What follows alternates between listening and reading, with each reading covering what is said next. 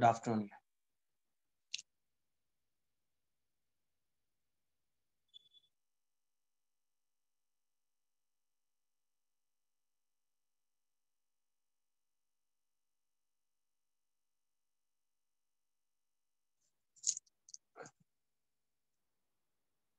एक मिनट।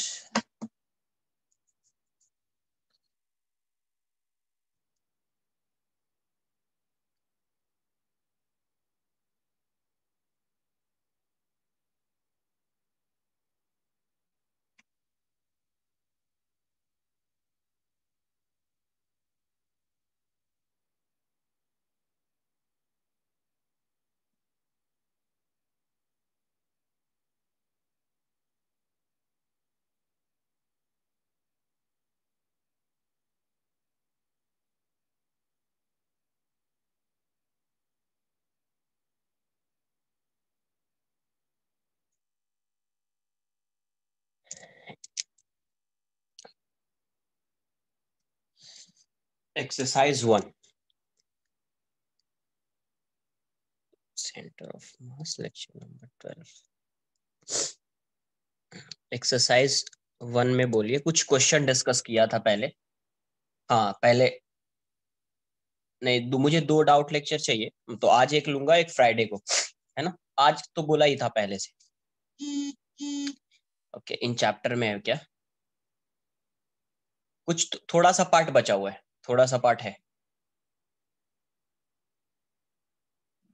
थोड़ा सा पार्ट है उसका, उसको डिस्कस करेंगे अपन लास्ट लेक्चर, मतलब संडे वाले लेक्चर में। 2 आवर्स का होगा तो उसमें डिस्कस करेंगे। संडे को कंप्लीट हो जाएगा, संडे को ये कंप्लीट हो जाएगा। एक्सरसाइज, अच्छा एक्सरसाइज 1 में क्या है? 5। अरे डिस्कस किया था ये सब यार, शायद 5। नहीं नहीं, फ्राइडे को पहले से बोला है ना यार, इवनिंग में तो है। या फिर पढ़ा ही दूं, कंप्लीट कर दूं क्या आज? जैसा बोलो तुम लोग।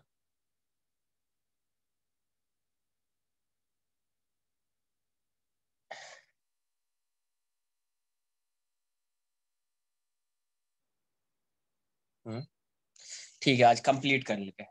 ठीक है, कंप्लीट ही कर लेते हैं आज कंप्लीट कर लेते हैं। फ्राइडे और संडे को डाउट्स रख लेंगे, ठीक है। आज कंप्लीट कर लेते हैं।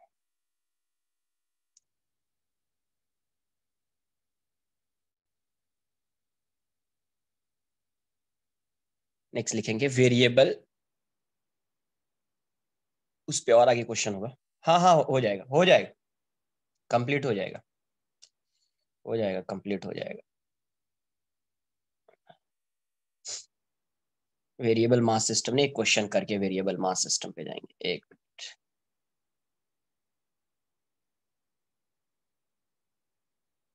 एक मिनट।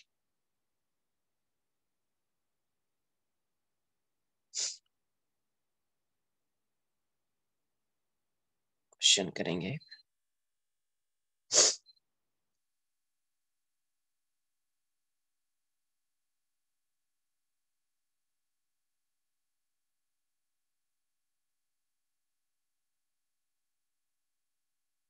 ये ऐसा एक क्वेश्चन है, ये एक वेज है। ये सब क्वेश्चन जो है ये रिप्रेजेंटेटिव क्वेश्चंस है। m=2 kg, और ये जो एंगल दिया हुआ है ये 30 डिग्री है, ठीक है। और यहाँ से एक मास है m, और इस m की वैल्यू 1 kg है, और ये 2 मीटर पर सेकेंड से आके इसको स्ट्राइक करता है। कितने से? 2 मीटर पर सेकेंड से स्ट्राइक करते हैं इसको।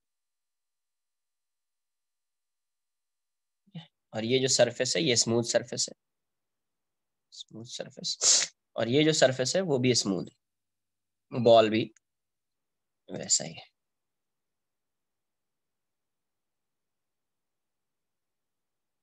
और E की जो वैल्यू है, इन दोनों के बीच का जो कोएफिशिएंट ऑफ रेस्टिट्यूशन दिया हुआ है 1/2 है। E जो है जब आके स्ट्राइक करेगा तो कोएफिशिएंट ऑफ रेस्टिट्यूशन, क्योंकि ये इन इलास्टिक कोलिजन है और E की वैल्यू 1/2 है। क्वेश्चन में आपसे पूछा गया find the velocity of, find the velocity of wedge and the ball, and the ball immediately after collision, immediately after collision, after collision, immediately after collision.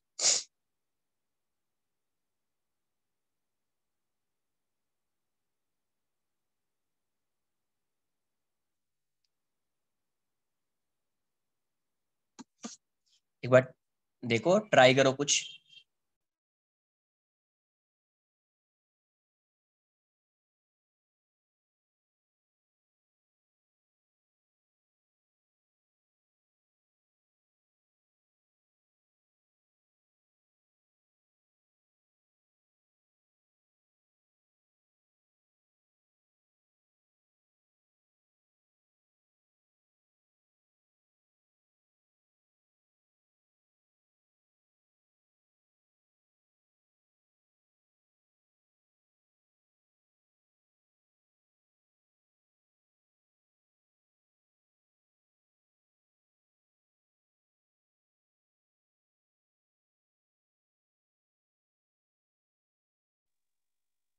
देखो यार, जब भी इस टाइप के क्वेश्चन को सॉल्व करेंगे तो क्या करना है वो समझ में आना चाहिए। ऐसा जहां पे एक आपको वेज दिख जाए, जहां पे आपको एक वेज दिख जाए और क्वेश्चन को सॉल्व करना है, एक बॉल आके स्ट्राइक कर रहा है और बॉल का मास गिवन है ना, और इस वेज का भी मास गिवन है, ये सब गिवन है, तब उस क्वेश्चन में क्वेश्चन को कैसे सॉल्व करेंगे ये चीज यही से समझ में आएगी। और जब भी आएगा तो इसी टाइप से सॉल्व करना है क्वेश्चन, जब भी आएगा। ठीक है, तो देख लेते हैं एक बार। देखिए, तो बिफोर एंड आफ्टर कोलिजन वाला कॉन्सेप्ट पहले लगाओ। मान लो कि ये जब ये आके पहले ये रेस्ट में था, ये तो पहले मूव नहीं कर रहा था, बट जैसे आके स्ट्राइक करेगा, तो अब ये बताओ जैसे आके स्ट्राइक करेगा ये इससे इस पर नॉर्मल लगाएगा इस डायरेक्शन, तो इसका एक कंपोनेंट ऐसा होएगा, एक कंपोनेंट ऐसा आएगा, तो इसकी वजह से ये मूव करना स्टार्ट कर देगा, है ना, क्योंकि कॉमन नॉर्मल तो इसका ऐसा है ना यार, यही है ना इसका लाइन ऑफ इम्पैक्ट, LOI। तो लाइन ऑफ इम्पैक्ट के अलॉन्ग ये क्या देगा, इंपल्सिव फोर्स लगेगा। इस इंपल्सिव फोर्स की वजह से ये मान लीजिए इस पे इंपल्सिव फोर्स ऐसा लग रहा है, तो एक कंपोनेंट इसका ऐसा, दूसरा कंपोनेंट ऐसा, तो इस कंपोनेंट की वजह से ये आगे जाएगा, तो इसकी वेलोसिटी इस डायरेक्शन में आ जाएगी। पहले देख लेते हैं ये कितने से आके स्ट्राइक कर रहा है, 2 से, just before collision, just before collision ये 2 से आके स्ट्राइक कर रहा है, तो ये 30 डिग्री है, तो ये 60 होगा, तो ये 30 हो गया, तो इस डायरेक्शन में क्या आएगा, 2 cos 30, और इस डायरेक्शन में क्या आएगा, 2 sin 30। हाँ, 2 मीटर पर सेकेंड ये, तो ये आ जाएगा आपका 1 मीटर पर सेकेंड, और ये हो जाएगा √3 मीटर पर सेकेंड, जस्ट बिफोर कोलिजन। अब आफ्टर कोलिजन की बात करेंगे, तो आफ्टर कोलिजन क्या होगा,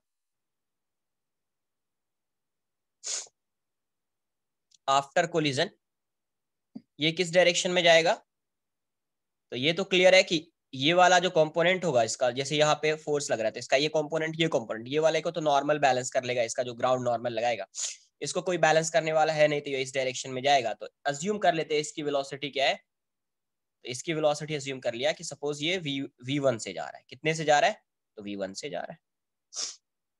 अब जो यहाँ पे बॉल था, ये बॉल की इस डायरेक्शन में वेलोसिटी जो है, लाइन ऑफ इम्पैक्ट के अलोंग इसकी वेलोसिटी V2 है।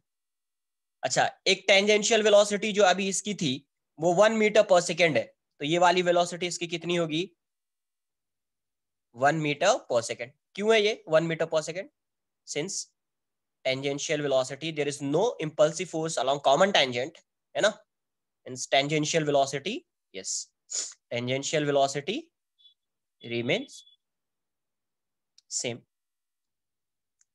तो अभी ये ऐसा जा रहा है, तो अभी क्या करेंगे अपन, जो E वाला फॉर्मूला होता है वो किस डायरेक्शन में लगाते हैं, लाइन ऑफ इम्पैक्ट के अलॉन्ग, तो ये तो लाइन ऑफ इम्पैक्ट के अलॉन्ग इसकी वेलोसिटी अज्यूम कर लिया V2, तो इसको रिजॉल्व करना पड़ेगा, इसको रिजॉल्व करना पड़ेगा, तो इसको रिजॉल्व करेंगे तो ये यहाँ पे जो ये V1 से जा रहा है, तो यहाँ यहीं से ऐसा ड्रॉ कर लिए, V1 से जा रहा था, इसका एक कंपोनेंट इसके अलॉन्ग, ऐसा, एक कंपोनेंट इसके अलावा ऐसा, तो ये वाला एंगल तो 30 होगा, तो ये वाला जो होगा V1 cos 30, मतलब है नहीं उससे अपने को V1 sin 30।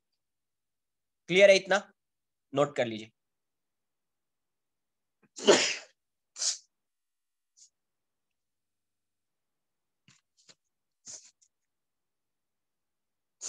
क्वेश्चन नोट नहीं किया था क्या? नोट कर लीजिए, नोट कर लीजिए, देखिए क्या है।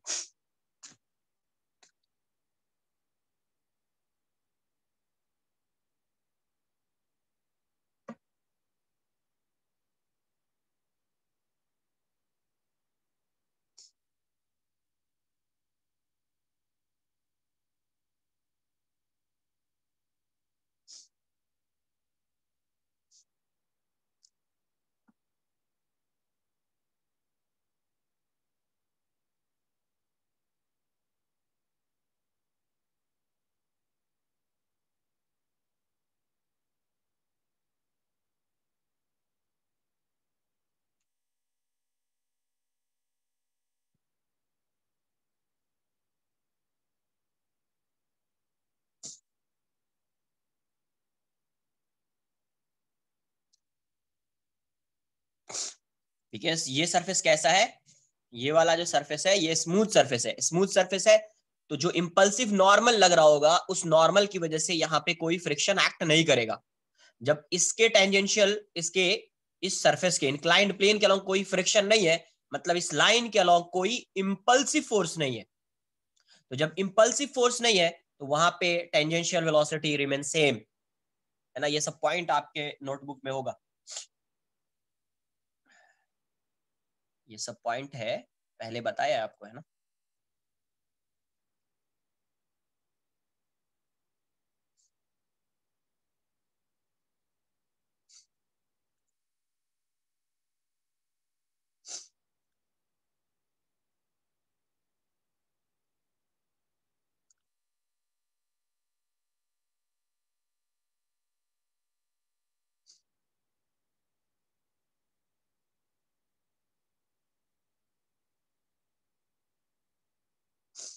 डन, नोट कर लो थोड़ा फास्ट।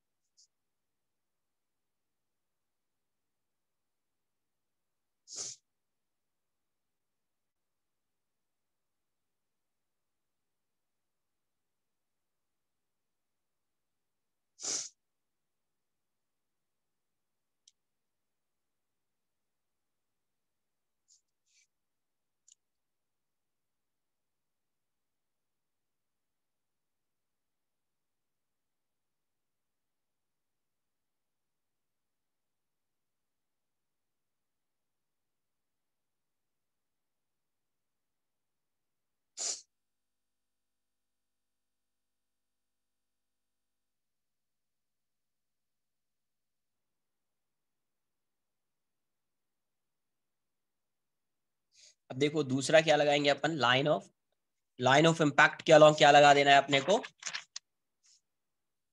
कोएफिशिएंट ऑफ रेस्टिट्यूशन वाला फॉर्मूला लगा देना है। तो देखो यहां से क्या आएगा, यहां से वेलोसिटी ऑफ अप्रोच आएगा, वी अप्रोच कितना आ रहा है, तो लाइन ऑफ इम्पैक्ट के अलोंग यही वेलोसिटी ऑफ अप्रोच है, कितना है, √3। और यहां से क्या आएगा, वेलोसिटी ऑफ सेपरेशन कितना आएगा, ये इस डायरेक्शन में है और ये इस डायरेक्शन में, दोनों सेपरेट और ऑपोजिट डायरेक्शन में, तो ऐड हो जाएगा, ये हो जाएगा v1/2, तो v2 प्लस v1/2।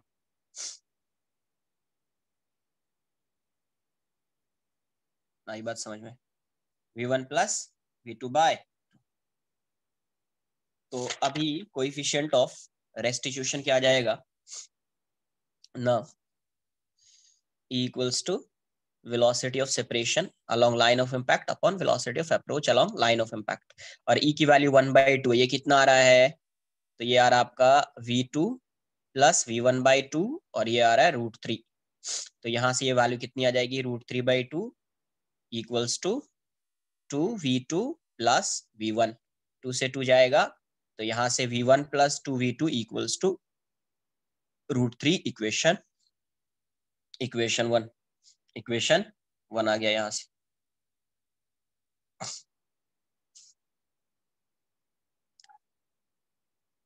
क्लियर है? अब देखेंगे कि ये जो बॉल आके स्ट्राइक कर रहा है, अब ये बताओ इस पे या इस बॉल पे जो इम्पल्स इम्पल्स लग रहा होगा वो किस डायरेक्शन में लगेगा? इम्पल्स, मोमेंटम किस डायरेक्शन में चेंज हुआ है? तो मोमेंटम लाइन ऑफ इंपैक्ट के अलोंग चेंज हुआ। बॉल का मोमेंटम, हाँ, बॉल का जो मोमेंटम है, इस ये बॉल का मोमेंटम लाइन ऑफ इंपैक्ट के अलोंग चेंज हुआ। तो अभी जैसे ये आके स्ट्राइक किया होगा इस पे, तो ये इस पे इंपल्स इस डायरेक्शन में लगाया होगा और ये इस पे इंपल्स इस डायरेक्शन में लगाया होगा।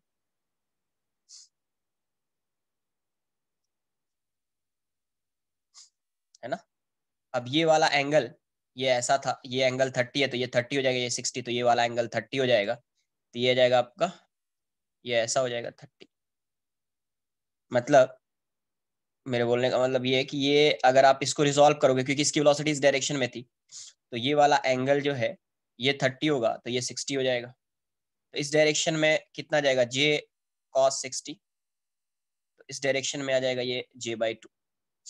अब इसका इम्पल्स देखेंगे, बॉल का इम्पल्स, तो इम्पल्स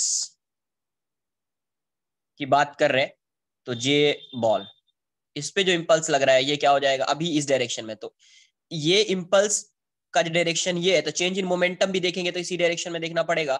तो इन फाइनल मोमेंटम इस डायरेक्शन में कितना है? तो P final minus P initial, तो ये वाली वैल्यू कितनी हो जाएगी? जी अभी कितना है? m इंटू V2, और पहले इसके ऑपोजिट डायरेक्शन में था तो माइनस ऑफ m इंटू, इस डायरेक्शन में कितनी वेलोसिटी थी? √3। तो ये कितना जाएगा? j equals to 1 into V2, minus minus plus हो जाएगा 1 इंटू √3। तो यहाँ से j की वैल्यू क्या आ जाएगी आपको? V2 plus √3, equation 2। एंड अगर इस वेज की बात करेंगे तो अब इसके अलोंग इसकी वेलोसिटी कितनी है? V2 है, V1 है, और इसके अलोंग इसका इंपल्स कितना है? j cos 60, है ना? तो वेज के लिए जब लिखेंगे तो ऐसा नहीं ये j लिख देंगे, ये किसके अलोंग लिख रहे हैं? x के अलोंग लिख रहे हैं। तो ये कितना है इसका? ये j/2 है, और ये इसका चेंज इन मोमेंटम x के अलोंग कितना हुआ? तो m into V1 equals to j/2। m कितना है इसका? तो 2 kg है, m2 ही था ना, 2V1 इक्वल्स टू j/2। इस 2 को इस साइड लाएंगे अपन तो 4V1 equals to j, equation 3। अब देखो 2 और 3 से V1 और V2 का रिलेशन आ जाएगा, 2 और 3 से V1 और V2 का एक और रिलेशन आ गया, एक यहाँ पे पता है, तो दो इक्वेशन बन जाएगा अपने पास, साइमल्टेनियस इक्वेशन आ जाएगा, तो वहां से अपन वैल्यू फाइंड कर लेंगे। ठीक है, नोट कर लीजिए इतना पहले।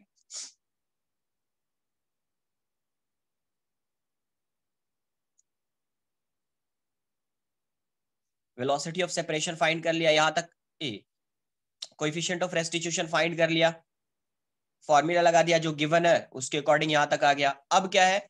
इस बॉल का जो इंपल्स चेंज हुआ है, मतलब इस बॉल का जो मोमेंटम चेंज हुआ है किस डायरेक्शन में हुआ है, या वेलोसिटी जो चेंज हुई है किस डायरेक्शन में? तो लाइन ऑफ इंपैक्ट के अलोंग चेंज हुई है। तो जिस डायरेक्शन में वेलोसिटी चेंज होगी उसी डायरेक्शन में इंपल्स लगेगा। इंपल्स होता है क्या? चेंज इन मोमेंटम होता है। तो इसका मोमेंटम किस डायरेक्शन में चेंज हुआ? तो इसके लाइन ऑफ इंपैक्ट के अलोंग चेंज हुआ है, तो इसके अलोंग लिख दिया जे इंपल्स, मतलब जे। तो जे बॉल क्या हो जाएगा? P final minus P initial, तो फाइनली इसी डायरेक्शन में है और जे भी इसी डायरेक्शन में, तो इसी को पॉजिटिव ले लिया, तो फाइनल कितना है? mv2। हाँ वो भी करेंगे, उससे भी यही आने वाला है, ज्यादा बेटर होता है ये करना।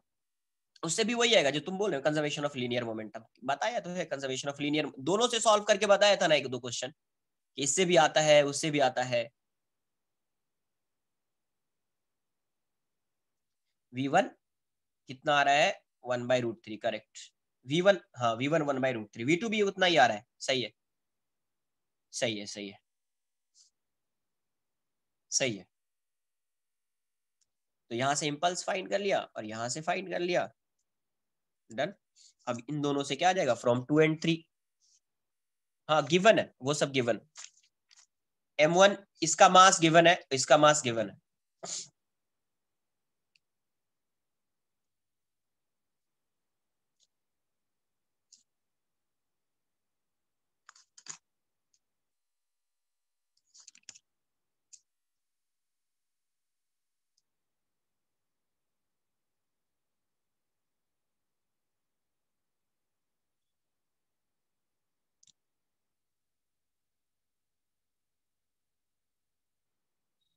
डन। तो यहां से क्या आ जाएगा, from 2 and 3, from 2 and 3 4v1 equals to v2 plus √3, है ना। अब इसको इक्वेशन 4 मान लिया, तो फ्रॉम 1 and 4 से जब आप फाइंड करेंगे तो यहां से v1 equals to v2 equals to 1/√3 आ जाएगा। तो वेलोसिटी ऑफ वेज कितना हो गया, वेज जो है वो कितना आ जाएगा, ये v1 है तो 1/√3 मीटर पर सेकेंड हो जाएगा। और वेलोसिटी ऑफ बॉल क्या आ जाएगा, बॉल, ये वाली वैल्यू क्या आ जाएगी, अंडर रूट है ना, क्योंकि ये हो जाएगा v2² प्लस 1²। टेंजेंशियल वेलोसिटी 1 है और लाइन ऑफ इम्पैक्ट क्या v2 है, तो 1/√3 का स्क्वायर प्लस 1। तो ये वाली वैल्यू कितनी हो जाएगी, 1/3 प्लस 1, तो ये हो जाएगा 4/3 मतलब 2/√3 मीटर पर सेकेंड, 2/√3 मीटर पर सेकेंड। नोट कर लीजिए इसको।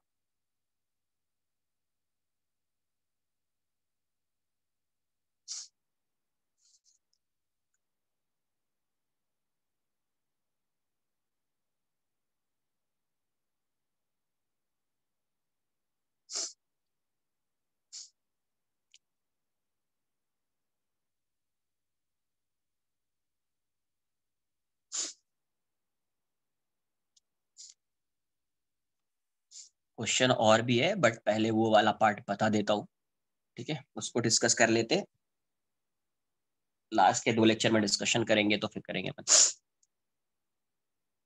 1 का स्क्वायर कैसे आया, ये बॉल था, इस बॉल की इस डायरेक्शन में वेलोसिटी v2 थी और इस डायरेक्शन में वेलोसिटी क्या थी, 1 थी। तो नेट वेलोसिटी इसकी किस डायरेक्शन में आ जाएगी, तो इस डायरेक्शन में ये हो गया वेलोसिटी ऑफ बॉल।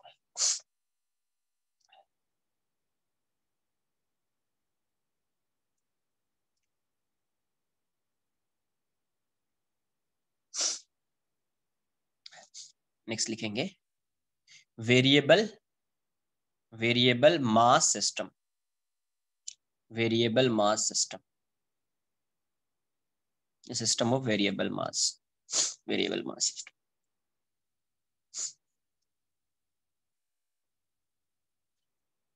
अभी पहले क्या होता था, मास कांस्टेंट होता था, अभी मास क्या कर रहा है, वैरी कर रहा है। तो अगर आप सेकेंड लॉ ऑफ मोशन देखेंगे तो वहां से एफ एक्सटर्नल क्या होता था, एफ एक्सटर्नल जो होता था वो होता था dp/dt, dp/dt। तो एफ एक्सटर्नल की जो वैल्यू होती थी वो यहां से अगर आप देखेंगे तो d/dt ये होता था m/v। तो यहां से एफ एक्सटर्नल क्या आ जाता था, m dv/dt plus v dm/dt। ये मास पहले कांस्टेंट होता था इसलिए इसकी वैल्यू 0 हो जाती थी, अभी मास कांस्टेंट नहीं है, dm/dt 0 नहीं है, तो ये वाला एक एक्स्ट्रा फोर्स आ जाता है इस केस में। इस फोर्स को बोलते हैं थ्रस्ट फोर्स, थ्रस्ट फोर्स। ये कब आएगा, जब मास वैरी कर रहा होगा तब आएगा। अब इसका एक्सप्रेशन v dm/dt, ये v जो होता है एग्जैक्टली v रिलेटिव होता है, रिलेटिव वेलोसिटी होता है, उसको मैं आगे बताता हूँ कैसे रिलेटिव आएगा, बट थोड़ा आइडिया आना चाहिए आपको कि एफ एक्सटर्नल जो पहले से आपको दिख रहा था कि ये इतना फोर्स है, फिर अपन इसको dm/m/dv/dt एम ए लिख देते थे पहले से, तो F external equals to M A लिखते थे, ये वाला टर्म क्या करते थे, जीरो, क्योंकि dm/dt क्या हो जाता था, जीरो, मास कांस्टेंट होगा तो dm/dt जीरो हो जाएगा। बट यहाँ पे मास वेरिएबल है, तो मास वेरिएबल है तो ये वाला टर्म जीरो नहीं होगा, यहाँ पे ये वाला टर्म यहाँ पे जीरो नहीं होगा, ठीक है, इतना नोट कर लो। हाँ बताया था, थ्रस्ट फोर्स यही है, यही है, यहाँ पे क्वेश्चंस देखेंगे उसके बारे में, ये आपको एनएलएम में थोड़ा बहुत आइडिया दिया था।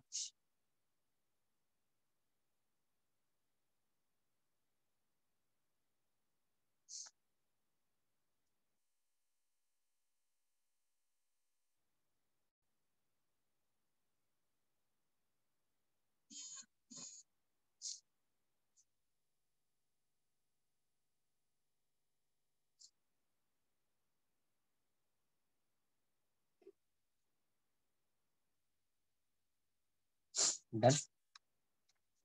इसको ऐसे समझते हैं,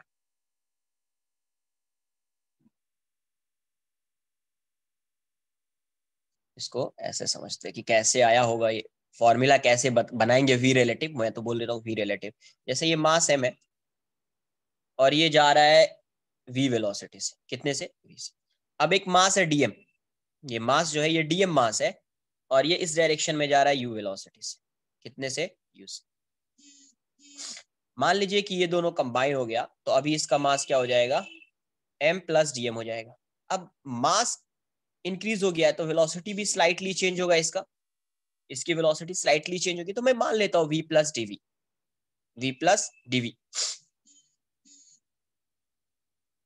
क्या हो जाएगा, वी प्लस डीवी हो जाएगा। डीएम की वजह से थोड़ा सा चेंज आया तो वो डीवी का चेंज आया, अज्यूम कर रहे हैं। तो अब देखो, जब ये आके स्ट्राइक कर रहा होगा तो जितना इस पे फोर्स लगा होगा उतना उस पे फोर्स लगेगा, तो नेट फोर्स तो क्या है, नेट फोर्स तो जीरो है। नेट फोर्स जीरो है तो इसका मोमेंटम जो आएगा, पहले यहाँ पे चेंज इन मोमेंटम की बात कर लेते हैं, क्योंकि यहाँ पे सिर्फ नेट फोर्स जीरो से काम नहीं चलेगा, क्योंकि मास यहाँ पे इंक्रीज हो रहा है। ये कोलिजन वाला पार्ट नहीं है, ध्यान से समझिए। ऐसा नहीं आप समझ लीजिए कि ये मूव कर रहा है वी से और ये आके कोलाइड कर गया है, कोलाइड करके इसका मास इंक्रीज हो गया है, वो वाला पार्ट डिफरेंट होता है। ये पार्ट ऐसा है कि मान लीजिए, समझने के लिए बता रहा हूं, जैसे कुछ भी पुट कर दो ना, वी प्लस डीवी कुछ भी ऐसे समझो, कर दो ना वी माइनस डीवी कर दो ना, उससे कोई ये नहीं होगा, ये वाला टर्म अब कुछ भी लिख दीजिए, माइनस डीवी लिख देता हूं मैं, ऐसे समझ लीजिए। इसको ऐसे समझना है, या प्लस, अभी प्लस माइनस जो भी आएगा देख लेंगे ना, अभी छोड़ो ना, इसको ऐसे समझो। मान लो कि ये एक ट्रक है, ठीक है, ये ऐसा है, ये एक ट्रक है, इस डायरेक्शन में जा रहा है किसी वेलोसिटी से। अब यहाँ पे मैंने क्या किया, यहाँ पे एक हॉपर है, इसके साइड साइड मूव कर रहा है या फिर रेस्ट में था सपोज, और इसका ये वाला लेंथ जो है इसके कंपैरिजन में बहुत ज्यादा है, और यहाँ पे कुछ सैंड रख दिया। क्वेश्चन आएगा इस टाइप का, तो सैंड इस साइड ऐसा आएगा, है ना। तो अब जब सैंड इसमें आएगा तो अभी इसका मास कुछ रहा होगा, सैंड आएगा तो अभी इसका मास कुछ और हो जाएगा, तो मास क्या हो गया, इंक्रीज हो गया। तो मान लेते हैं कि डीटी टाइम में कितना मास आ रहा है, डीएम। डीटी टाइम में जो इसका मास यहाँ पे आ रहा है, क्या आ रहा है, डीएम। मतलब इसका मास क्या हो रहा है, वैरी कर रहा है, इसका मास क्या कर रहा है, वैरी कर रहा है ना, क्योंकि सैंड आ रहा है इसमें, इंक्रीज होता रहेगा यहाँ पे। तो वही केस है, मास एम था, इसमें कुछ ऐड करते जा रहे हैं, DM DM DM DM add करते जा रहे हैं, डीएम डीएम ऐड करते जा रहे हैं, सपोज उसकी वेलोसिटी भी है। तो चेंज इन मोमेंटम कितने का होगा यहाँ पे, change in momentum, change in momentum, change in momentum, DP लिख देते हैं। तो ये अभी कितना है, M plus DM into V plus DV, minus plus लिख दो, उससे कोई पता है अपने को कि फॉर्मूला में क्या ही होने वाला है, वी यहां से क्या आ जाएगा, डीएम इंटू यू। तो यहां से डीपी क्या हो जाएगा आपका, डीपी हो जाएगा कितना, मल्टीप्लाई कर देता हूं, M V plus M D V plus DM into V plus DM into DV, और यहां से minus M V minus DM into U, DM into U. तो अब देखिए यहां से ये वाला टर्म तो जाएगा, ये वाला टर्म तो कैंसल आउट हो जाएगा। अब डीपी की वैल्यू क्या आ रही है, डीपी इक्वल्स टू डीएम, दो जगह पे दिख रहा है यहाँ पे डीएम, इसको मैं लिख देता हूं एम डी वी प्लस ये कितना हो जाएगा आपका, V minus U, V minus U, है ना, इंटू डीएम। अब ये वाला जो टर्म दिख रहा है, अब ये बताओ, DV is very small, DM is very small, तो ये वाला टर्म क्या हो जाएगा, नेग्लेक्ट कर सकते हैं इसको, नेग्लेक्ट करके जीरो लिख दिया, नेग्लेक्ट करके क्या लिख दिया, जीरो। अब आपको पता है कि एफ एक्सटर्नल कितना होता है, F external also, F external second law of motion से क्या पढ़ा था, DP by D T, DP by dt। तो बेसिकली एफ एक्सटर्नल कितना आएगा आपका, तो यहां से आ रहा है आपका m dv बाई dt हो जाएगा ये, प्लस v माइनस u, ये क्या हो जाएगा dm बाई dt हो जाएगा, dm बाय dt हो जाएगा, क्योंकि dp तो पता है अपने को, dt से डिवाइड कर दिया, तो dm बाई dt हो जाएगा। तो देखो ये वाला जो टर्म आपको दिख रहा है F external into m dv by dt, और ये क्या हो जाएगा, माइनस कॉमन ले लीजिए, तो ये u minus v into dm by dt। तो ये वाला जो टर्म दिख रहा है यही है v रिलेटिव। तो ये कितना आ गया, F external equals to m dv by dt minus ये क्या है v relative into dm by dt। तो यही फोर्स जो है आपका थ्रस्ट फोर्स है। तो इसको इस साइड लाइए, तो F external plus v relative dm by dt equals to क्या हो जाएगा, m dv बाई dt क्या होगा, a m a, या इसी को पहले dv बाई dt लिख दो, या इसी को अपन क्या लिख सकते हैं m a। तो एम ए इक्वल्स टू क्या आ जाएगा, जो एक्सटर्नल फोर्स लग रहा है पहले से, प्लस ये वाला थ्रस्ट फोर्स, ये क्या है थ्रस्ट फोर्स। तो पहले से जो सपोज mg लग रहा होगा या कुछ लग रहा होगा वो तो होगा ही, बट एक एक्स्ट्रा फोर्स आ जाएगा, कौन सा, थ्रस्ट फोर्स। इसका मतलब जहां पे मास वैरी कर रहा होगा वहां पे एक फोर्स आएगा, वो क्या होगा, थ्रस्ट फोर्स। उसकी वैल्यू क्या होगी, v relative into DM by dt। ये क्या है, v relative, relative velocity of mass which is added to the given mass, added or subtracted और removed, है ना।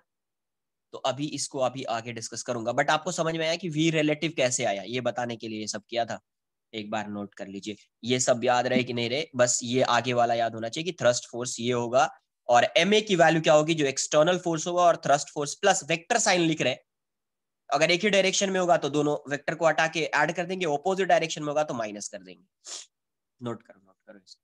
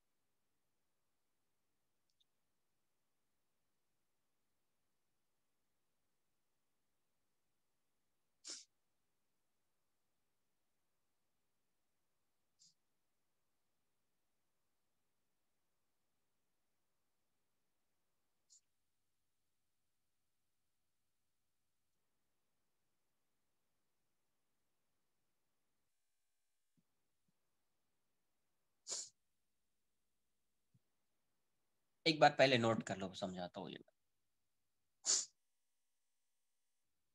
ये वाला ये एक्सप्रेशन नहीं समझ में आया क्या, या फॉर्मूला कैसे लगाएंगे वो समझ में नहीं आया।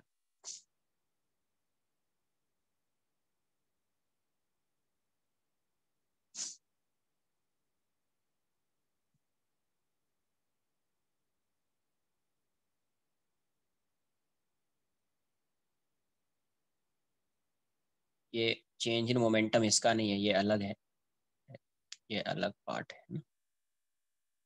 समझाने के लिए था ये।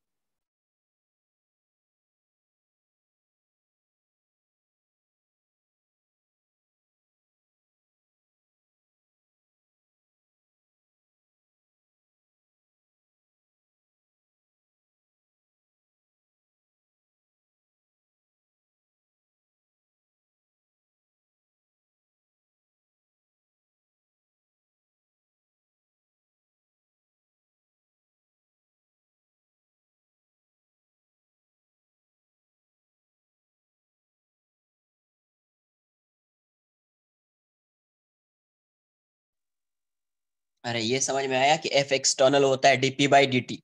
डीपी अपने को पहले से पता, उसको dt से डिवाइड कर दिया, तो क्या हो जाएगा m dv by dt plus v minus you dm by dt। तो क्या हो जाएगा m dv by dt, minus common ले लो, u minus v dm by dt। ये क्या है, v रिलेटिव है। रिलेटिव किसका है, तो relative velocity of dm mass with respect to m mass. Relative velocity of dm mass with respect to m mass, यही है। तो m into DV by D T आ जाएगा, यही क्या है, थ्रस्ट फोर्स है। ये माइनस है तो मैं इसको इस साइड ला देता हूँ। तो F external plus F thrust equals to क्या हो जाएगा, m इंटू ए। पहले क्या होता था, F external equals to M A. अभी क्या होगा, F external plus thrust force equals to m into A. दोनों सेम डायरेक्शन में होगा। तो जैसे अगर मान लीजिए ये कुछ दिया हुआ है, ये कुछ फोर्स है, ये 10 है, ये 5 आ रहा है। सपोज ये 10 है और ये 5 आ रहा है, दोनों सेम डायरेक्शन में होगा, तो 10 plus 5 equals to M A. अगर ये दोनों ऑपोजिट डायरेक्शन में है और ये मान लीजिए कि एक्सेलरेट कर रहा है एक्सटर्नल फोर्स के अलोंग, तो 10 minus 5 equals to M A. या थ्रस्ट फोर्स के अलोंग ये एक्सेलरेट कर रहा है, तो 5 माइनस इसकी वैल्यू मान लीजिए 3 है, तो 5 minus 3 equals to M A. आई बात समझ में कुछ क्या, अभी वही डायरेक्शन तो आगे बताऊंगा ना मैं। डायरेक्शन मैंने बताया कहाँ है कि डायरेक्शन कैसे डिसाइड करेंगे।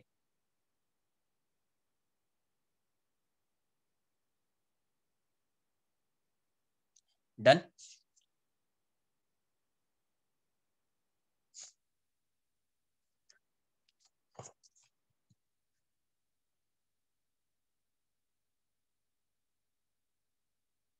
तो यहां से थ्रस्ट फोर्स कितना आ रहा है आपका,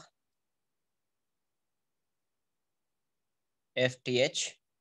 ये आ रहा है V relative into D M by D T. D M by D T, अगर वेक्टर के साथ लिखना चाहे तो ऐसा। अब यहीं से देखो, if D M by D T is positive. Positive का मतलब क्या, D M by D T positive है, इसका मतलब जो सिस्टम है उसमें मास इंक्रीज हो रहा है ना। मास क्या हो रहा है, इंक्रीज हो रहा है। देन अब देखो ये पॉजिटिव है और ये वी रिलेटिव है, थ्रस्ट फोर्स है। देन एफ थ्रस्ट क्या हो जाएगा, पैरेलल हो जाएगा वी रिलेटिव के। ये पॉजिटिव होता था, याद है कुछ, a equals to x b. If x is positive, then a is parallel to b. If x is negative, a is anti-parallel to b. If dm by dt is negative, dm by dt negative का मतलब क्या है कि मास decrease हो रहा है यार, मास हाँ डिक्रीजेस विद टाइम। देन यहाँ पे क्या आ जाएगा, F thrust is anti parallel to V relative. हो गया question, F thrust is anti parallel to V relative. Where V relative क्या है, वेयर वी रिलेटिव क्या है, relative velocity of dm mass, relative velocity of dm mass with respect to m, with respect to m।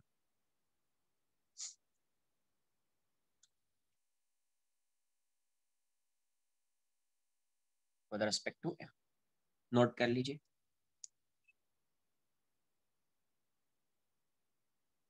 एक दो question करेंगे, थोड़ा समझ में आएगा क्या हो रहा है नहीं हो रहा है।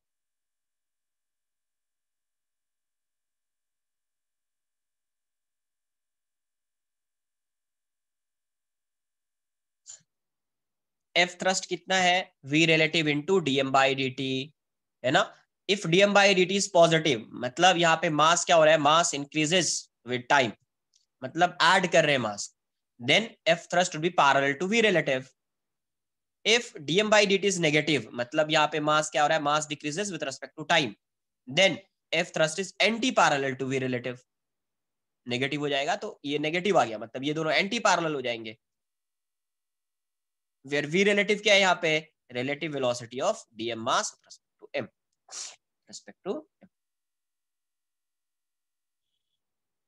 एक दो क्वेश्चन कर लेते हैं, थोड़ा समझ में आइडिया आ जाएगा क्या होगा नहीं होगा।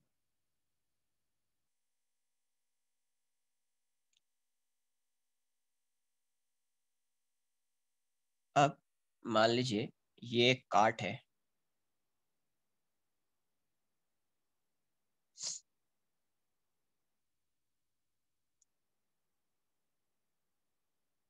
और ये इस डायरेक्शन में, और ये इस डायरेक्शन में जा रहा है,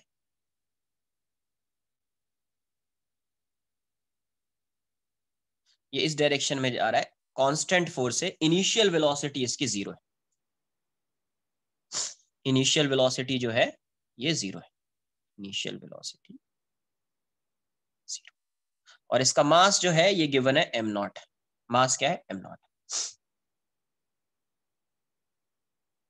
अब यहां पे क्या है, एक स्टेशनरी हॉपर है, स्टेशनरी हॉपर, ठीक है,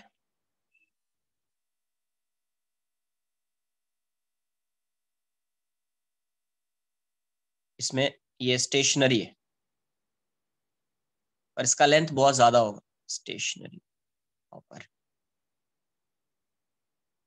ये हॉपर जो है ये स्टेशनरी है। अब इसमें क्या है, सैंड है, और ये सैंड ऐसे आ रहा है, तो इंक्रीज हो रहा होगा इसका मास, है ना। तो यहाँ पे क्वेश्चन में दिया हुआ है sand spills on on the cart from a stationary hopper, stationary hopper. The rate of loading, the rate of loading is constant, is constant, and is equal to constant and equal to, ये दिया हुआ है mu K G per second.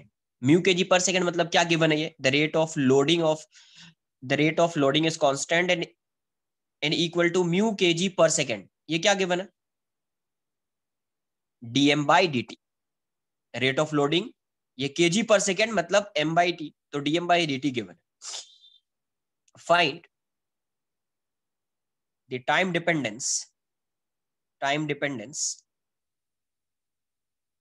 find the time dependence, velocity and acceleration of cart in the process of loading, velocity and, कहां पे you है, mu, mu micro जैसा होता है ना, वो म्यू है, and acceleration of cart in the process of, in the process of loading, process of loading.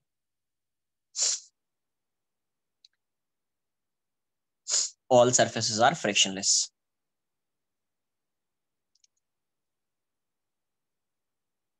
Friction, ये नोट कर लो, इस क्वेश्चन को मैं सॉल्व करूंगा, सेकेंड क्वेश्चन तुम सॉल्व करना, ठीक है।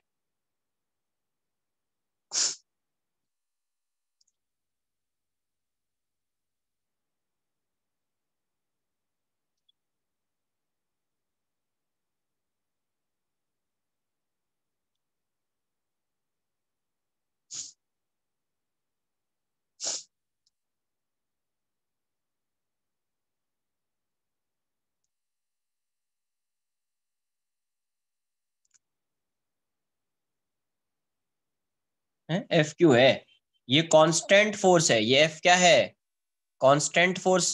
अरे ये इनिशियली रेस्ट में था, रेस्ट में था तो ये मूव कैसे करेगा, कुछ तो फोर्स लग रहा होगा ना, मूव नहीं करेगा तो यहाँ पे थ्रस्ट फोर्स की मीनिंग होगी क्या कुछ, कांस्टेंट, कुछ वेलोसिटी आएगी तभी ना।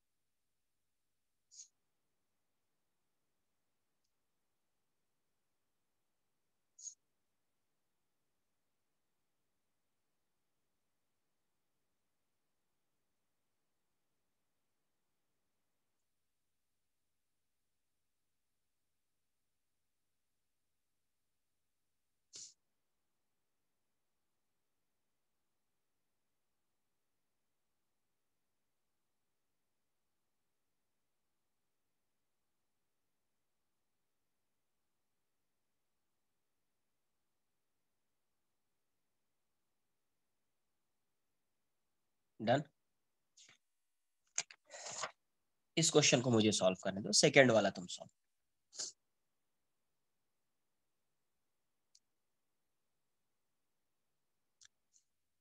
t इक्वल्स टू 0 पे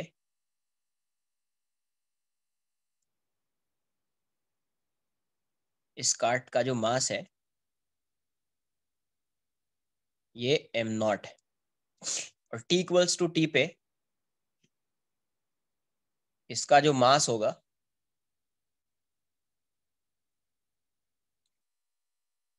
ये मास कितना हो जाएगा, m0 प्लस t टाइम में कितना ऐड होगा, तो जो dm/dt गिवन है ये म्यू है, तो t टाइम में मास कितना हो जाएगा, बेसिकली ये म्यू क्या है, मास पर यूनिट टाइम है ना। तो t टाइम में कितना मास ऐड होगा, तो m डैश बोल दीजिए, m डैश की वैल्यू कितनी हो जाएगी, तो म्यू इंटू टी। अरे टी टाइम है ना, 0 से t में कितना मास ऐड हुआ होगा, म्यू इंटू टी ना।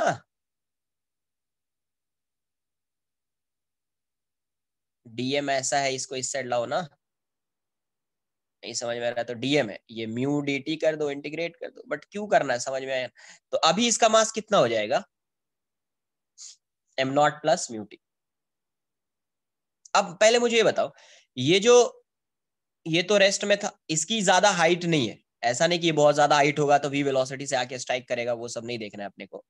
अच्छा ये बताओ, इसकी वेलोसिटी अभी मान लेते वी, अगर इसकी हाइट भी होगी कुछ वेलोसिटी से आके स्ट्राइक भी कर रहा होगा सेंट पार्टिकल्स, बट आप मुझे ये बताइए कि इस कार्ट की वेलोसिटी किस डायरेक्शन में देखनी है, हॉरिजॉन्टल डायरेक्शन में। तो अपने को किस डायरेक्शन के फोर्स से मतलब है, हॉरिजॉन्टल डायरेक्शन के फोर्स से मतलब है। तो जब यहाँ पे सैंड आ रहा है इस डायरेक्शन में, तो सैंड की वेलोसिटी अगर होगी भी तो किस डायरेक्शन में होगी, इस डायरेक्शन में। तो थ्रस्ट फोर्स लगेगा भी तो इस वेलोसिटी की वजह से इस डायरेक्शन में लगेगा, बट यहाँ पे हॉरिजॉन्टल डायरेक्शन में जो जो भी सैंड आ रहा है, हॉरिजॉन्टल डायरेक्शन में स्पीड कुछ नहीं है, तो v रिलेटिव क्या होता है, तो velocity of dm minus velocity of this, तो हॉरिजॉन्टल डायरेक्शन में वेलोसिटी 0 है। हाँ, हॉरिजॉन्टल डायरेक्शन में, हॉरिजॉन्टल डायरेक्शन की बात कर रहे हैं, तो 0 माइनस इसकी वेलोसिटी कितनी, अभी v अज्यूम कर लिया, कितना आया -v, मतलब जो सैंड होगा इसके रेस्पेक्ट में उसकी वेलोसिटी हॉरिजॉन्टल डायरेक्शन में किस डायरेक्शन में होगी, इस डायरेक्शन, क्योंकि नेगेटिव आ रहा है। तो v रिलेटिव जो सैंड आ रहा है,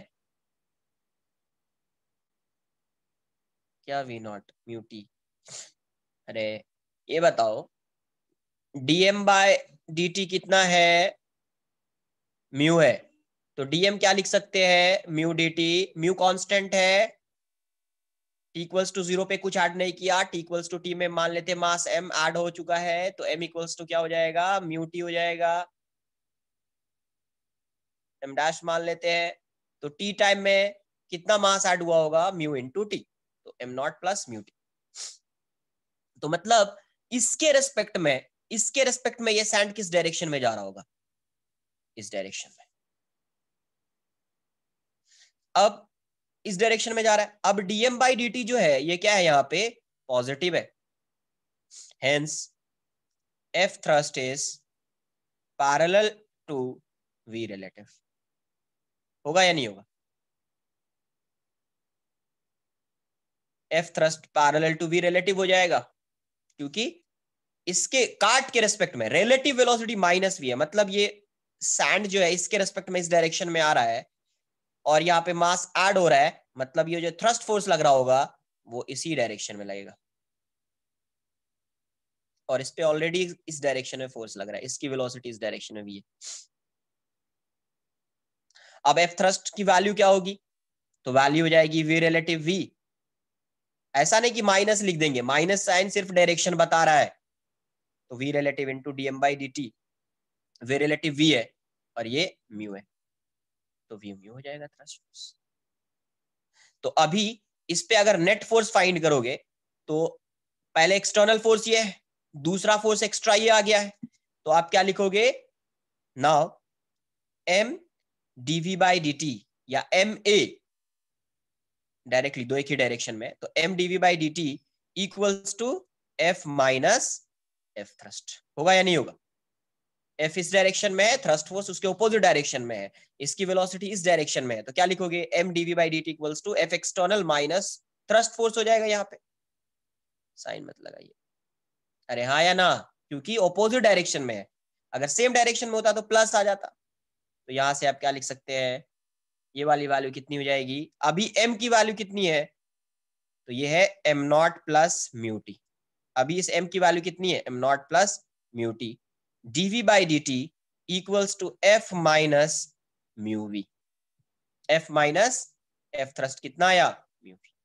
तो पहले डिसाइड क्या करना है, थ्रस्ट फोर्स का डायरेक्शन डिसाइड करना है, तो बार बार अब इतना नहीं करना है, समझ में आ जाना चाहिए कि थ्रस्ट फोर्स v रिलेटिव देख लिया किस डायरेक्शन में है, v रिलेटिव का डायरेक्शन फाइंड कर लिया है ना, डायरेक्शन फाइंड करने के बाद देख लेंगे dm बाई dt इंक्रीज हो रहा है डिक्रीज हो रहा है, तो उसके अकॉर्डिंग थ्रस्ट फोर्स का डायरेक्शन आ जाएगा, तो अब उस पर नेट फोर्स देख लेना है, तो पहले ये फोर्स लग रहा था, अभी ये लग रहा है, दोनों ऑपोजिट है, वेलोसिटी इस डायरेक्शन में है, तो नेट फोर्स इसी डायरेक्शन में फाइंड करेंगे, कितना आएगा, f माइनस एफ थ्रस्ट, तो f minus F thrust equals to, इसी को क्या लिखेंगे, m dv बाई dt, या एम ए बोल दीजिए इसको, M A equals to F external minus F thrust हो जाएगा यहाँ पे, v वाले टर्म को एक साथ, t वाले टर्म को एक साइड, इसको इस साइड लाएंगे, इसको इस साइड ला जाएंगे, इंटीग्रेट करेंगे, आंसर आएगा, नोट कर लीजिए।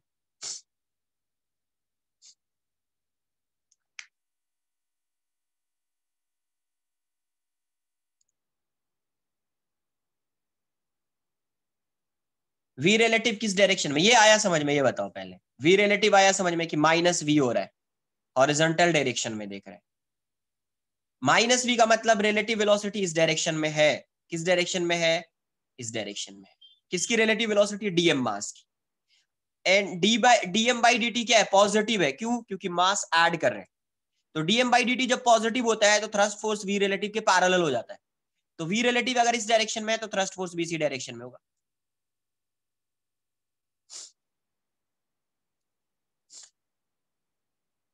अरे मास ऐड कर रहे हैं ना यार इसमें, इसका ये बताओ, पहले मास कितना था, एम नॉट, अभी मास कितना है, m naught plus mu T, तो मास इंक्रीज हुआ या डिक्रीज हुआ, मास इंक्रीज हो रहा है ना, तो D M by D T positive हो गया ना,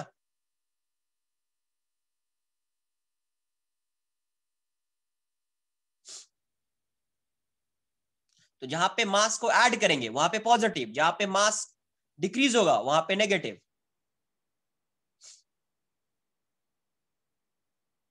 कुछ आई बात समझ में,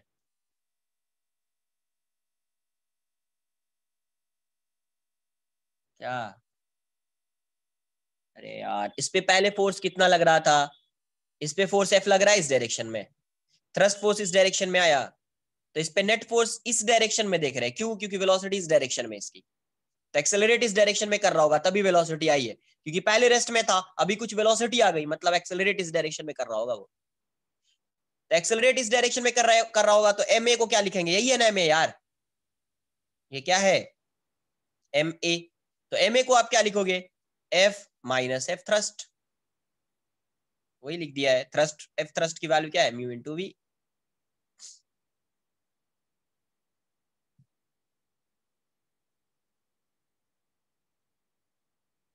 नोट कर लीजिए।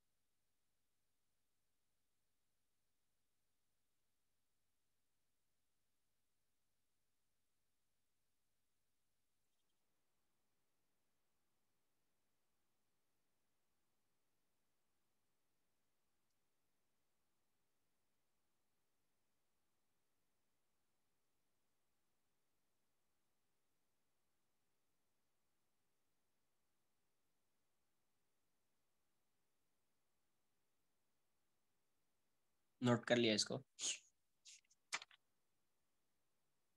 तो यहाँ से v वाले टर्म को एक साइड, तो यहाँ से क्या आएगा आपका, डिस्टर्ब मत करो, तो यहाँ से क्या आएगा आपका dv upon f minus mu V equals to dt upon M naught plus mu T. Integrate कर देंगे, t इक्वल्स टू 0 पे वेलोसिटी 0 थी, किसी भी टाइम t पे इसकी वेलोसिटी v हो जाएगी। तो यहाँ से क्या आएगा, लॉन आ जाएगा ना, लीनियर है, v का पावर 1 है, t का पावर 1 है, लॉन आ जाएगा। तो ln f minus mu V upon क्या हो जाएगा, कोएफिशिएंट ऑफ v हो जाता है, कोएफिशिएंट ऑफ v क्या है, माइनस म्यू, कहाँ से कहाँ तक होगा, 0 टू v, और ये क्या आ जाएगा, ln M naught plus mu two mu T upon coefficient of t, coefficient of t क्या है, म्यू, ये भी कहाँ से 0 टू t, म्यू से म्यू कैंसल आउट हो जाएगा। तो यहाँ से माइनस ये कितना आ जाएगा, ln f minus mu v put कर देते हैं, फिर माइनस 0 पुट करेंगे तो लॉन f हो जाएगा, और यहाँ ये कितना आएगा, lawn M naught plus mu T minus lawn M naught. तो यहाँ से ये वैल्यू कितनी आ जाएगी, माइनस माइनस माइनस प्लस कर देते हैं, ठीक है, ये तो ये प्लस हो जाएगा, ये माइनस हो जाएगा, तो ये ऐसा आ जाएगा ln f by f minus mu V, और ये जाएगा ln M naught plus mu T upon M naught. तो लॉन इस साइड भी लॉन है, इस साइड भी लॉन है, हटा दो, तो क्या आ जाएगा, f upon f minus mu V equals to M naught plus mu T upon M naught. इसको इस साइड लाइए, तो ये जाएगा एम नॉट इंटू एफ, इसको इस साइड लाइए, M naught into F plus mu T F minus M naught mu V minus mu square V T. तो ये वाला टर्म कैंसल आउट हो जाएगा, v वाला टर्म इस साइड ले आते हैं अपन, तो M naught mu V plus mu square V T equals to mu T into F.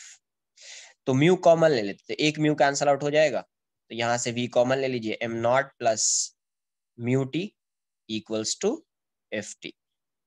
तो v की वैल्यू कितनी आ गई आपको, F T by M naught plus mu T. अब आपको एक्सेलरेशन चाहिए, एक्सेलरेशन क्या होगा, dv by dt, dv by dt। तो ये हो जाएगा, यहाँ पे भी t है, यहाँ पे भी t है, तो M naught plus mu T का स्क्वायर, फिर इसको कांस्टेंट रखेंगे, इसको डिफरेंशिएट करेंगे f आएगा, फिर इसको कांस्टेंट रखेंगे, इसको डिफरेंशिएट करेंगे तो 0 प्लस म्यू आ जाएगा। तो यहाँ से कितना आ रहा है, ये वाला टर्म कैंसल आउट हो जाएगा, इसका आंसर आएगा M naught into F by M naught plus mu T the whole square. Note कर लीजिए आप।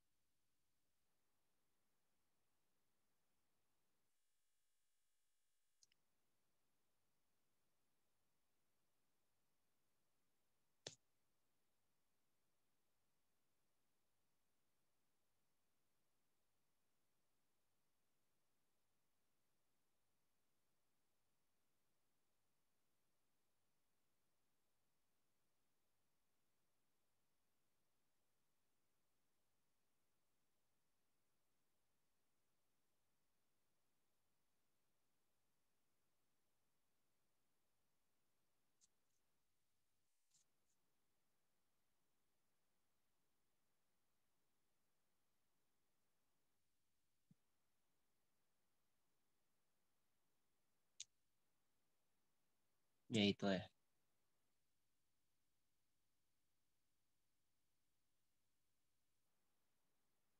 डन।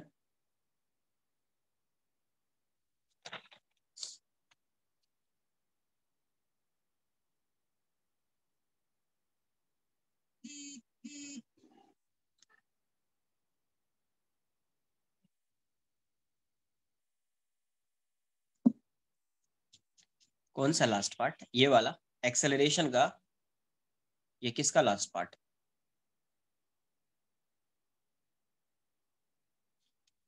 इस पेज पे लास्ट पार्ट या इससे पहले एक्सेलरेशन तो सिंपल है ना, ए क्या होगा, ए क्या होगा, डीवी बाई डी टी।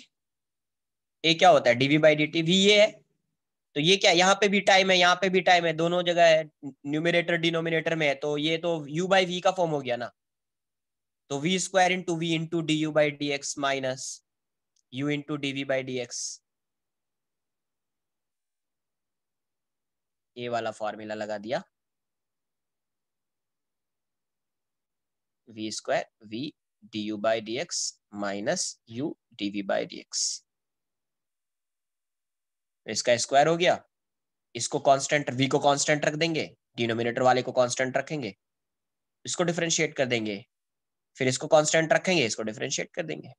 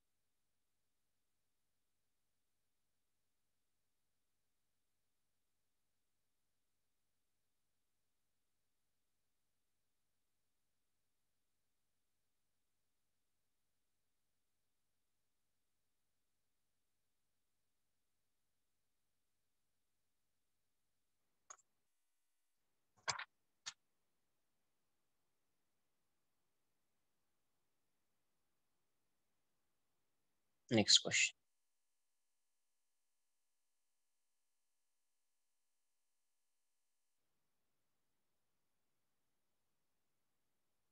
ये काट है, यहाँ पे एक होल बना दिया है, इसमें पहले से सैंड है, ठीक है, तो t equals to at t equals to 0 पे इसका जो मास है वो m नॉट है, और इनिशियल वेलोसिटी जो है, इनिशियल वेलोसिटी 0 है, क्या है, 0 है, और इस पे कांस्टेंट फोर्स F, ये क्या है, कांस्टेंट फोर्स है, ये लग रहा है इनिशियली किस में है, रेस्ट में। तो अब यहाँ पे जो ये सैंड है, ये इस डायरेक्शन, ये जो स्मॉल सा ओपनिंग है इसके थ्रू बाहर आएगा, sand spills through a hole, through a hole in the bottom, in the bottom with constant rate, with constant rate mu kg per second. Find find the time dependent velocity and acceleration of car. Find the time dependent velocity and acceleration of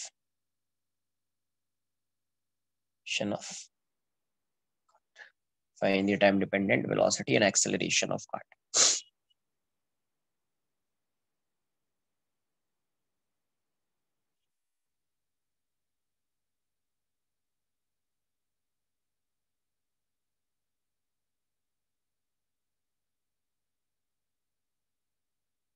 All surfaces are frictionless, है ना, वो ये given है।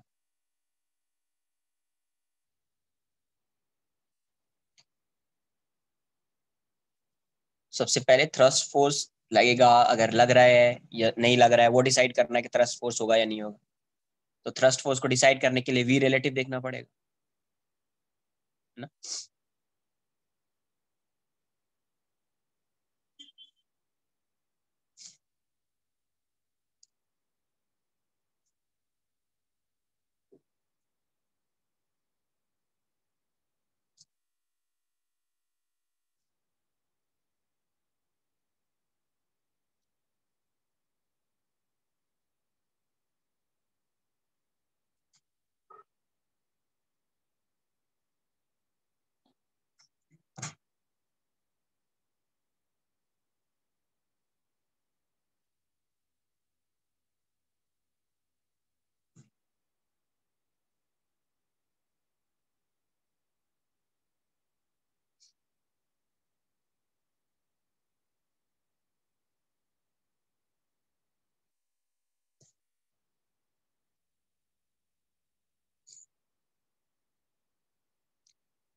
अच्छा ये बताओ, किसी भी टाइम पे at t equals to T,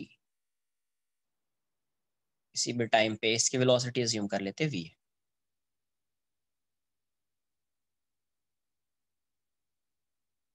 sand से ऐसे है यहाँ पे, किसी भी टाइम पे इसकी वेलोसिटी v है, फोर्स तो f लग रहा है, तो इसका मास कितना हो जाएगा, एम नॉट माइनस म्यूटी हो जाएगा, करेक्ट, एम नॉट माइनस म्यूटी हो जाएगा। अब मुझे बताओ कि इस सैंड जो है, ये जो डीएम मास इस साइड से dt टाइम में आ रहा है, अब ये बताइए कि इस मास की वेलोसिटी कितनी होगी।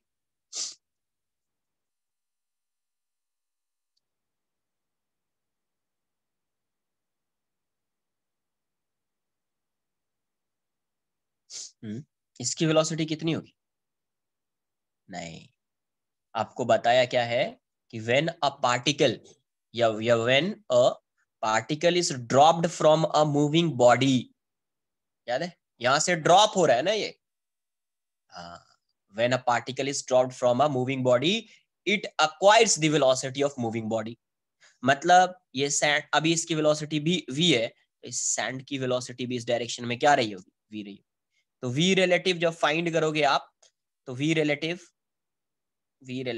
एक ही डायरेक्शन में, तो ये क्या हो जाएगा, v माइनस,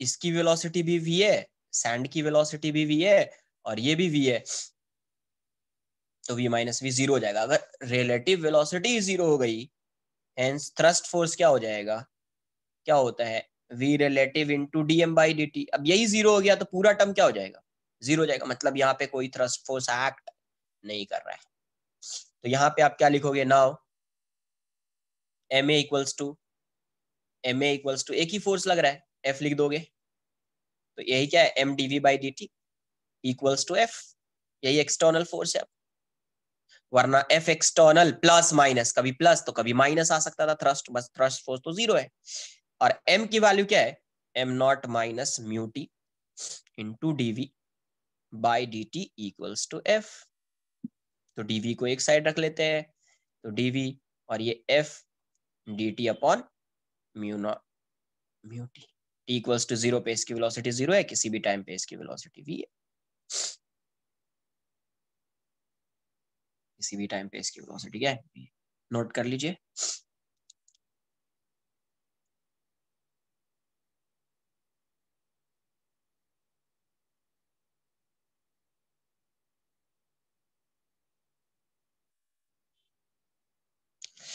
डाउनवर्ड डायरेक्शन में इसकी कुछ वेलोसिटी होगी, उससे कुछ मतलब होगा क्या अपने को, डाउनवर्ड डायरेक्शन में अगर वेलोसिटी होगी तो थ्रस्ट फोर्स लगेगा भी तो इसी डायरेक्शन में लगेगा, किस डायरेक्शन में, इस डायरेक्शन में, तो इस डायरेक्शन के फोर्स से इसके वेलोसिटी पे कुछ इफेक्ट नहीं पड़ेगा ना, तो अपने को इसीलिए फर्स्ट वाले क्वेश्चन में भी एक्स डायरेक्शन देखा, यहाँ पे भी एक्स डायरेक्शन देखा।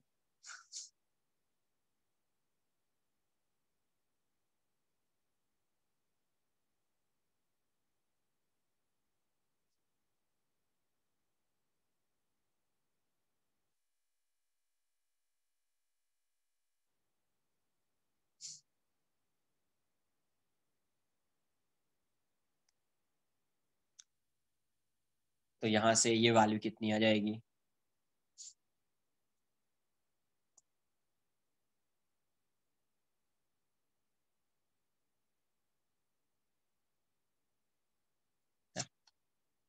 तो यहाँ से ये v आ जाएगा और ये लॉन में आएगा, तो यहाँ से क्या आएगा अपना, ये वाली वैल्यू v हो जाएगी 0 to v, और ये f lawn M naught minus mu T upon coefficient of T, तो माइनस म्यू हो जाएगा, और ये 0 to t, तो v की वैल्यू कितनी हो रही है, तो माइनस एफ बाई म्यू, ये जगह lawn mu M naught minus mu T, minus lawn T की वैल्यू जीरो पुट करोगे एम नॉट हो जाएगा, तो माइनस मल्टीप्लाई कर दीजिए, प्लस ये माइनस हो जाएगा, तो v कितना आ जाएगा, f by mu into ln, ये पहले आएगा M naught upon M naught minus, clear, and acceleration क्या आ जाएगा, equals to dv by dt, तो डीवी बाई डी टी में एफ बाई म्यू तो कांस्टेंट है, बाहर कर दिया, इसको डिफरेंशिएट कर दो, d by D t ln M naught by M naught minus mu t, एक मिनट, तो एफ बाई म्यू हो जाएगा, ये जो फंक्शन होता है उसी फंक्शन से डिफरेंशिएट करना होता है, मैं तो डायरेक्ट कर दूंगा, बट आपको एक बार फिर से रिवाइज हो जाए। तो डी समथिंग अपॉन समथिंग, है ना, into something upon D T, है ना। तो ये क्या हो जाएगा, एफ बाई म्यू, ये 1 अपॉन दिस हो जाएगा। 1 अपॉन दिस मतलब ये न्यूमरेटर में जाएगा और डी ए डिनोमिनेटर में आ जाएगा। यहाँ से m कांस्टेंट है, m बाहर ले लीजिए, ये कितना हो जाएगा, D M naught minus mu T minus 1 D T. फिर से वही, फिर से वैसे ही सॉल्व कर दीजिए। एम नॉट से एम नॉट जाएगा, ये एफ बाई म्यू हो जाएगा, m naught minus mu T equals to ये कितना आ जाएगा, -1 into m naught minus mu t raise to -2, है ना। फिर से ये आ जाएगा 0 माइनस म्यू। तो देखिए माइनस माइनस प्लस हो जाएगा और म्यू से म्यू कैंसल आउट हो जाएगा। तो यहाँ से एक ये डिनोमिनेटर में आएगा, स्क्वायर हो जाएगा, कैंसल आउट हो जाएगा, तो डायरेक्ट आ जाएगा म्यू, ए की वैल्यू डायरेक्ट ये हो जाएगी। अब इतना नहीं करना था, पता है, इतना नहीं करना था, डायरेक्ट आंसर आ जाता है। इसको डिफरेंशिएट भी नहीं करते, पहला इक्वेशन से आंसर आएगा, फर्स्ट इक्वेशन से। किसी ने अभी तक बोला नहीं, लास्ट इससे पहले वाले क्वेश्चन में भी ऐसे ही किया था। इसमें पता है ना एम ए की वैल्यू क्या हो जाएगी, एफ थ्रस्ट फोर्स तो 0 है, M A equals to F, तो ए की वैल्यू क्या हो जाएगी, F by M. F by M की वैल्यू क्या, एम माइनस म्यू टी। आ गया ना डायरेक्ट, इतना डिफरेंशिएट नहीं करेंगे। M A equals to F, तो A equals to F by M. इससे पहले वाले क्वेश्चन को भी ऐसे सॉल्व कर सकते थे आप, इतना ही आता। ठीक है, नोट कर लीजिए आप, थोड़ा फास्ट नोट करो यार।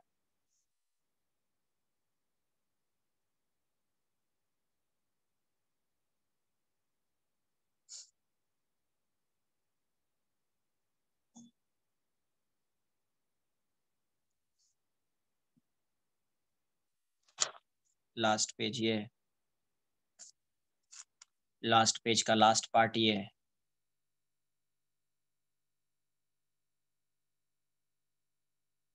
डन, नोट कर लिया इसको।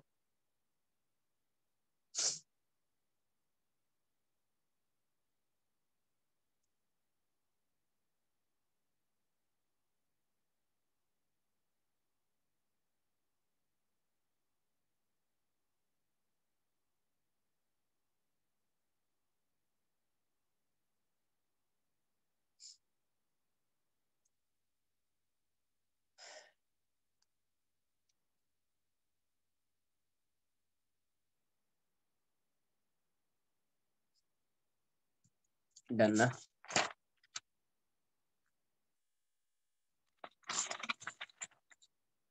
नोट कर लो, थोड़ा फास्ट करो बट।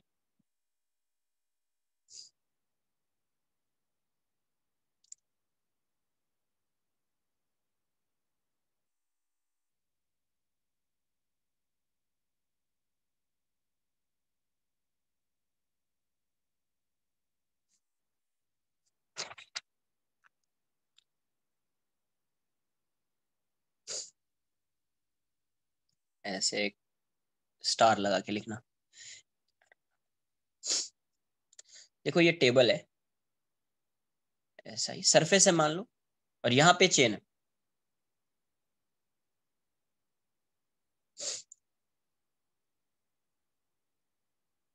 इस टाइप से मान लीजिए चेन है, और ये चेन इस साइड से ऐसा आ रहा है। ये बताओ अगर ये ऐसा आएगा, या चेन यहाँ पे है, इस चेन को इस साइड पुल कर रहे हैं अपन, तो चेन यहाँ से इस होल से डाउनवर्ड डायरेक्शन मूव कर रहा है, या इस सरफेस से चेन को अपन इस डायरेक्शन में पुल कर रहे हैं।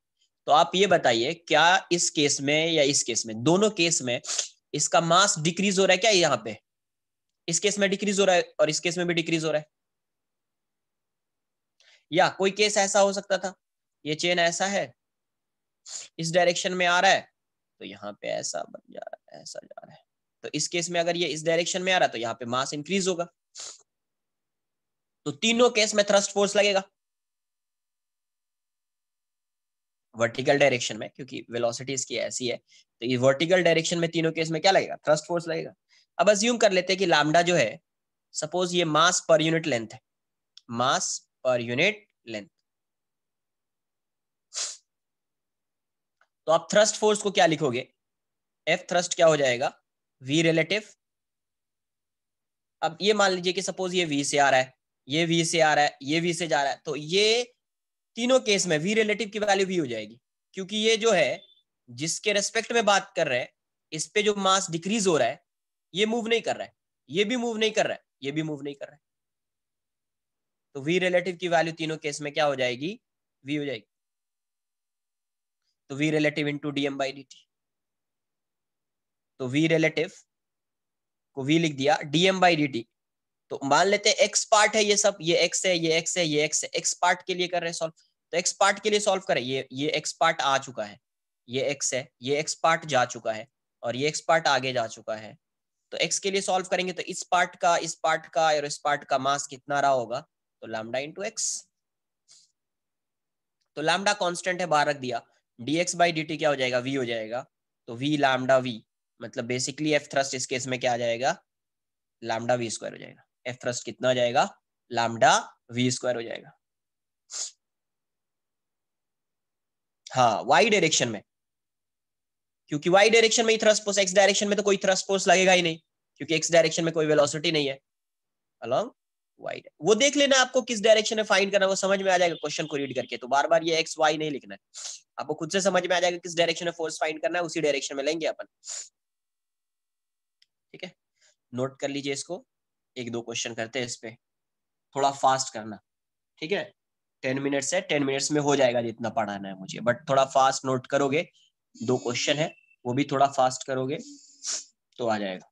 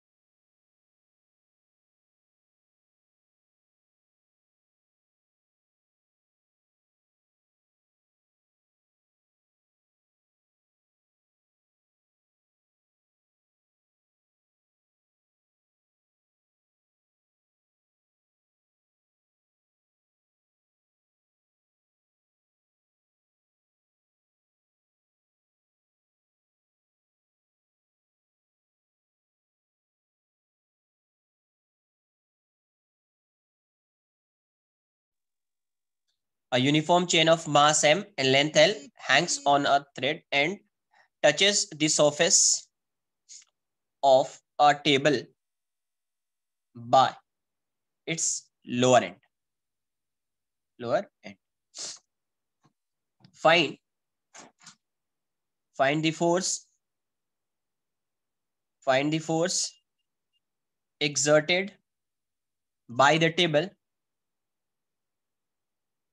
Find the force exerted by the table on the chain when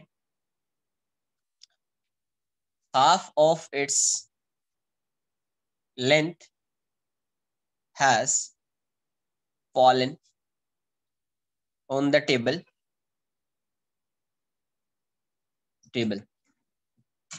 The fallen part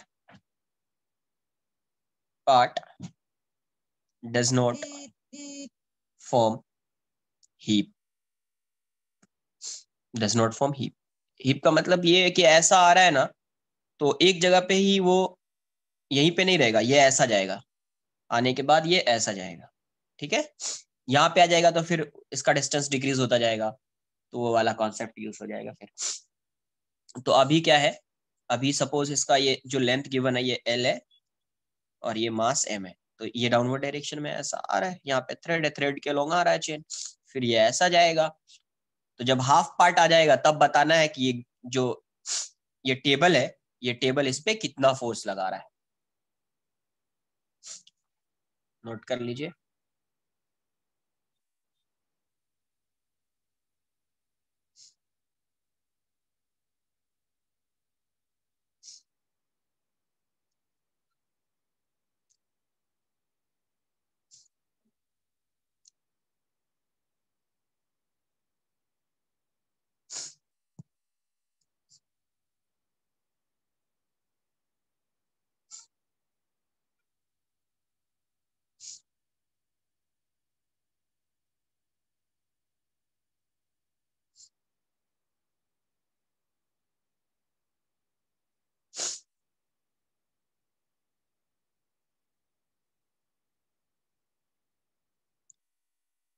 done.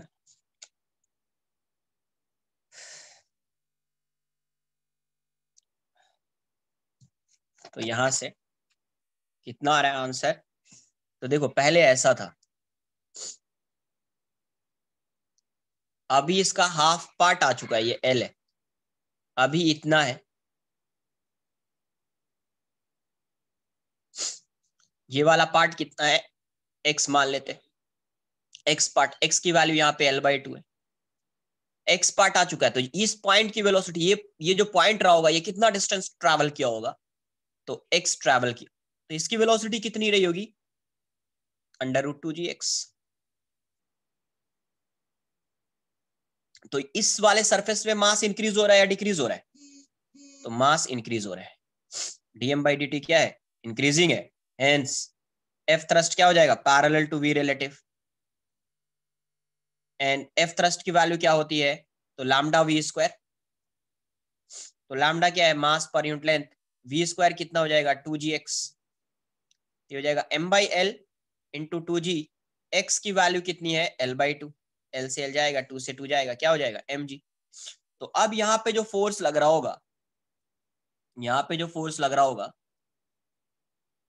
L/2 part पे, तो L/2 पार्ट का जो मास है ये कितना है, ये L/2 है, तो इसका मास भी कितना हो जाएगा m/2। तो डाउनवर्ड डायरेक्शन में एक फोर्स लग रहा होगा m/2g, है ना, मतलब mg/2 फोर्स लग रहा है। अच्छा, दूसरा फोर्स एक थ्रस्ट फोर्स भी लग रहा होगा, तो v रिलेटिव इसका इस डायरेक्शन में, क्योंकि ये रेस्ट में है तो v रिलेटिव इसका इस डायरेक्शन में है, तो v रिलेटिव जिस डायरेक्शन में होगा थ्रस्ट फोर्स भी उसी डायरेक्शन में लगेगा, इस डायरेक्शन में एक फोर्स लग रहा है थ्रस्ट फोर्स, और इसकी वैल्यू कितनी आई है, तो mg है, इसकी वैल्यू कितनी है, तो mg है। तो ग्राउंड इस पे जो नॉर्मल लगा रहा होगा, टेबल जो नॉर्मल लगा रहा होगा, यही फाइंड करना है अपने को, क्या फाइंड करना है, यही नॉर्मल फाइंड करना है। तो इस नॉर्मल की वैल्यू कितनी हो जाएगी, तो n equals to F thrust plus mg/2, तो आंसर कितना आ जाएगा, ये है mg प्लस mg/2, तो आंसर कितना आएगा 3mg/2 आएगा। आई बात समझ में कुछ, यही फोर्स क्या है, force exerted by table on the chain।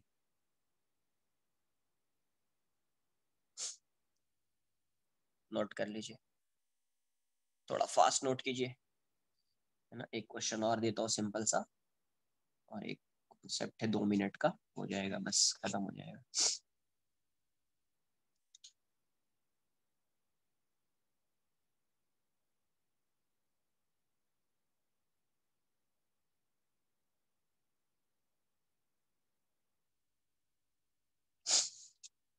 नहीं नहीं, एक कॉन्सेप्ट है, छोटा सा कॉन्सेप्ट है, उसके बाद चैप्टर खत्म हो जाएगा।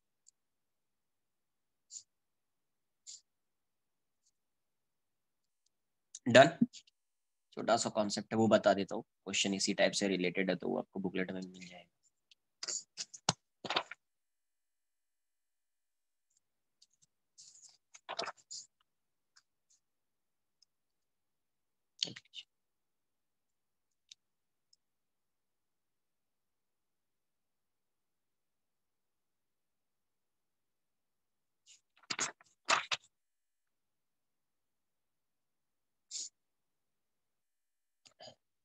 लास्ट कॉन्सेप्ट है इस चैप्टर का, rocket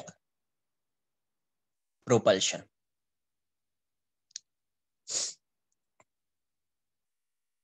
rocket propulsion, thrust force आता है तो ये क्वेश्चन हो जाएगा, ठीक है। क्वेश्चन ही एक तरह का बट कॉन्सेप्ट की तरह पढ़ रहे हैं। मान लीजिए ये रॉकेट है,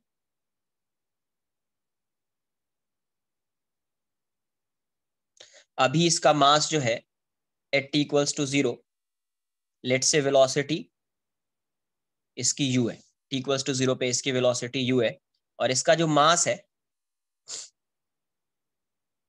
मास जो है इसका वो m0 है, और वेलोसिटी क्या है u। तो किसी भी टाइम t पे, क्योंकि क्या होगा, इसका जो एग्जॉस्ट है वो बाहर आएगा, एग्जॉस्ट जो है इसका इस साइड आएगा,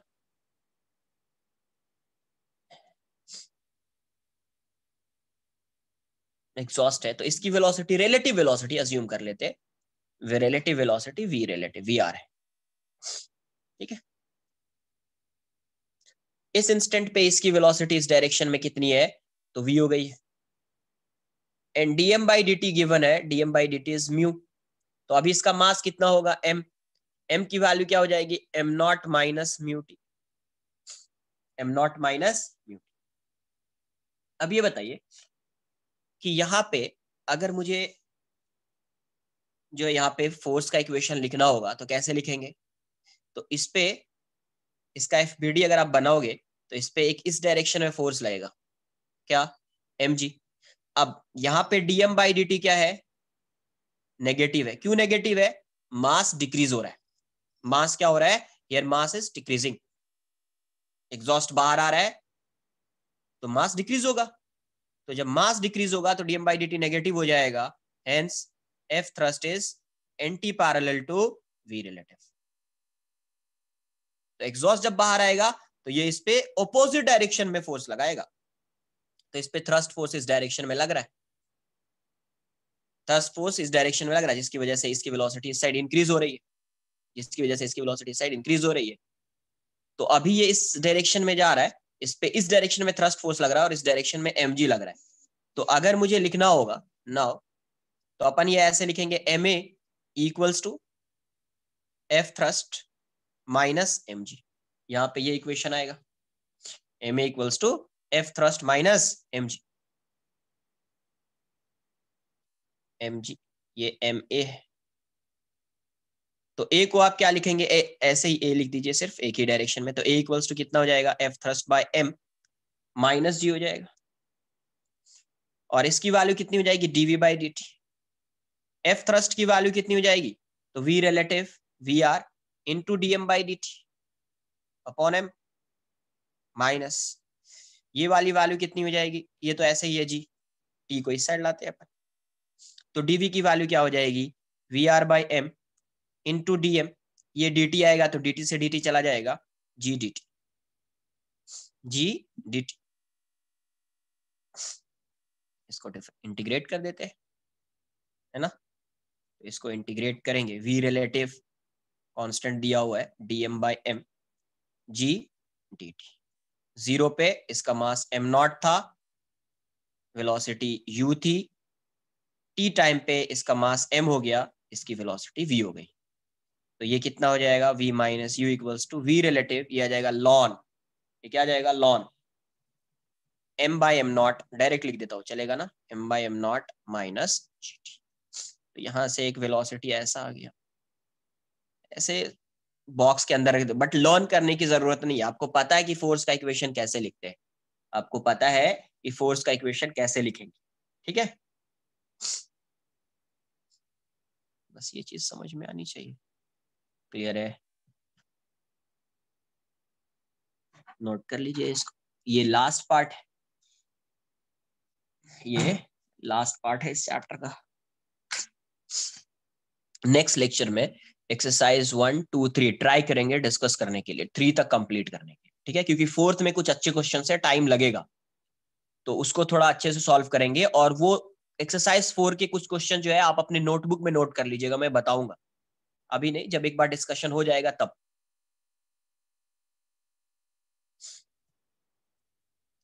v रिलेटिव v है, मान लिया v है, कुछ तो फाइंड कर ही सकते हैं ना, कुछ वेलोसिटी इसकी गिवन होगी और ये v है तो सबट्रैक्ट करके आ जाएगा अपने को v रिलेटिव v है। तो अब देखो ना, यहाँ पे एग्जॉस्ट इस साइड आ रहा है, एग्जॉस्ट इस साइड आ रहा है, मतलब इसका मास डिक्रीज हो रहा है ना। जब यहाँ पे फ्यूल बर्न होगा तो इसका मास डिक्रीज होगा, मास डिक्रीज हो रहा है मतलब dm by dt नेगेटिव है, नेगेटिव है तो थ्रस्ट फोर्स रिलेटिव वेलोसिटी के एंटी पैरेलल होगा। तो एग्जॉस्ट की वेलोसिटी इस डायरेक्शन में है, v रिलेटिव मान रहे हैं इस डायरेक्शन में, v रिलेटिव, एग्जॉस्ट इस साइड आएगा इसके रिस्पेक्ट में, यहाँ पे बैठ जाओगे तो क्या लगेगा, एग्जॉस्ट इस साइड जा रहा है तो v रिलेटिव इस डायरेक्शन में, रिलेटिव वेलोसिटी इस डायरेक्शन में, तो थ्रस्ट फोर्स इसके ऑपोजिट डायरेक्शन में लग रहा होगा, इस साइड लग रहा होगा थ्रस्ट फोर्स, है ना। तो अभी इस पे क्या हो जाएगा, ma equals to f thrust minus mg, तो यहाँ से ये दिख जाएगा आपने।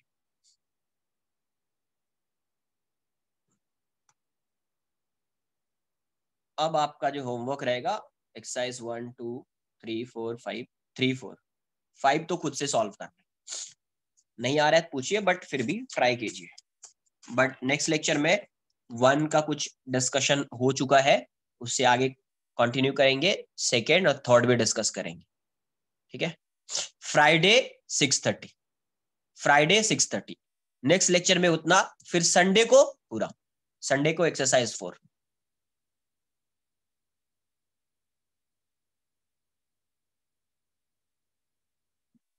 चलो, उसके बाद नेक्स्ट वीक से स्टार्ट होगा अपना rotational motion. Bye bye, take care.